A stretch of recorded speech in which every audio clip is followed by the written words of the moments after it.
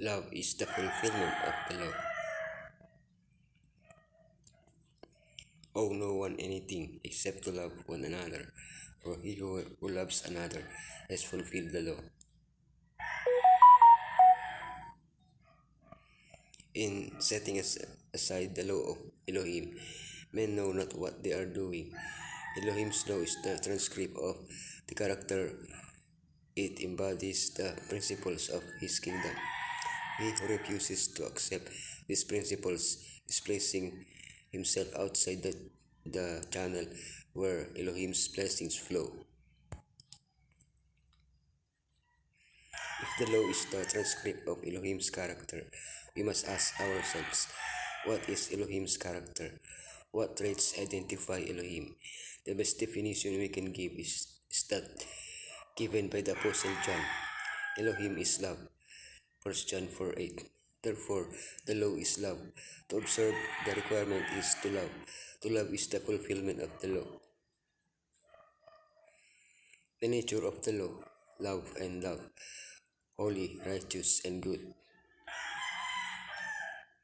The function of the law and grace, law and freedom, law and love.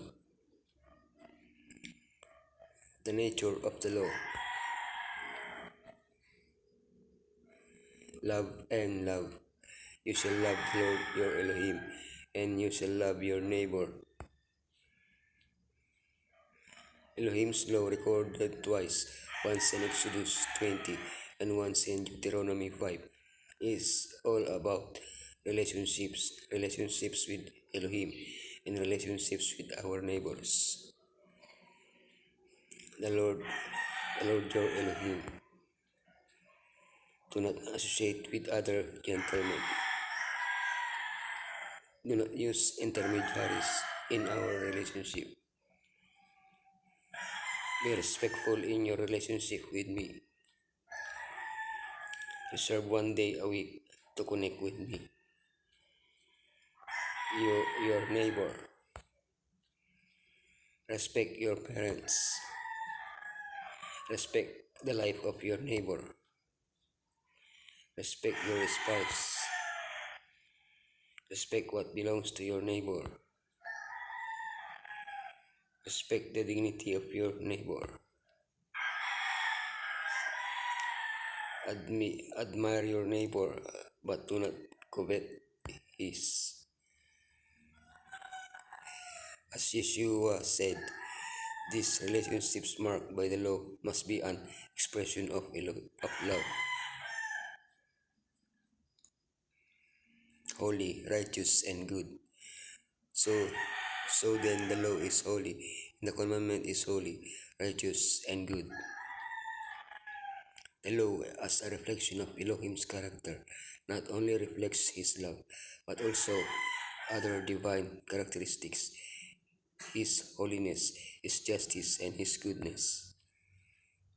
The commandment is holy.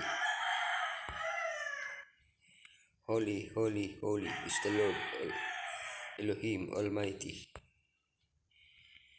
Righteous, righteous Father. Good,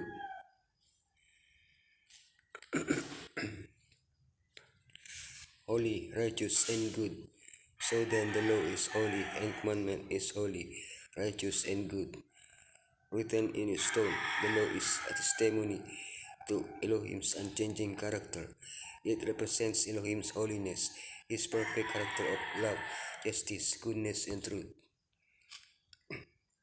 But did not Yeshua make void the law by nailing it to the cross, as many teach? As Paul said, Elohim forbid. The apostle clearly says that once saved by Yeshua, we should not continue sinning. This implies that the law is still in force, since it is what tells us that we are sinners. Messiah came not to do away with the law, but to fulfill all that was promised in the law and in the prophets. Thus, he emphasizes that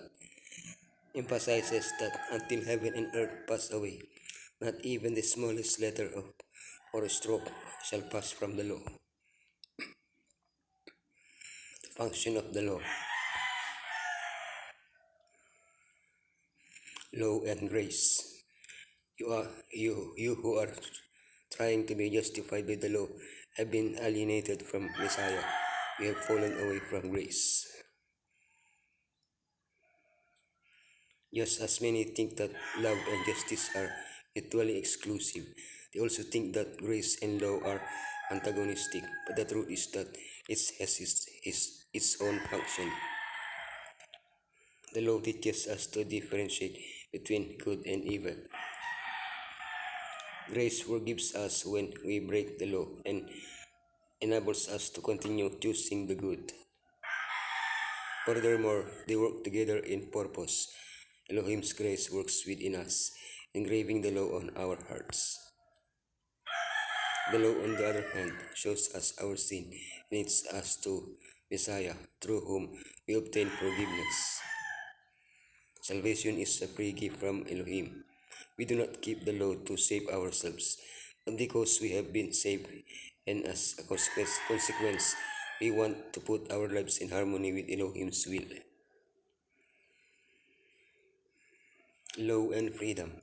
Speak and act as those who are going to be judged by the law that gives freedom. The law that gives freedom. Shouldn't James have said that the law of restrictions? In reviewing the law, Moses gave us a reason to keep it. We have been freed from sin. The Sabbath, the fourth commandment of the law, constantly reminds us of that freedom. The freedom that Elohim gives us should lead us to a special fulfillment of the law to love. The Sabbath also gives us an example of love interwoven with the commandment. Isaiah links the Sabbath with love for God and with love for one's neighbor. Love is the fulfillment of the law, but it goes beyond formal fulfillment. Keeping the law is actively doing good, performing works of love, doing justice, caring for others. Law and love. If you really keep the royal law found in Scripture, love your neighbor as yourself, you are doing right. But if you show favoritism, you sin and are convicted by the law as lawbreakers. James gives us an interesting example. A rich man is treated with deference, while a poor man is treated with contempt, and that is within the church. To entertain someone from whom we can benefit is not to love. To despise someone who has problems is not to love. And he who does not love does not fulfill the law. What defines us as followers of Yeshua is love, a love that covers a multitude of sins. When we love the world as Messiah has loved the world, then we are fitted for heaven.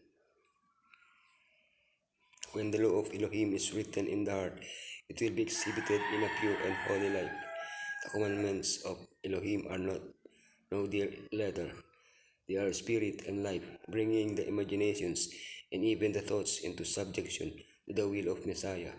The heart in which they are written will be kept with all diligence.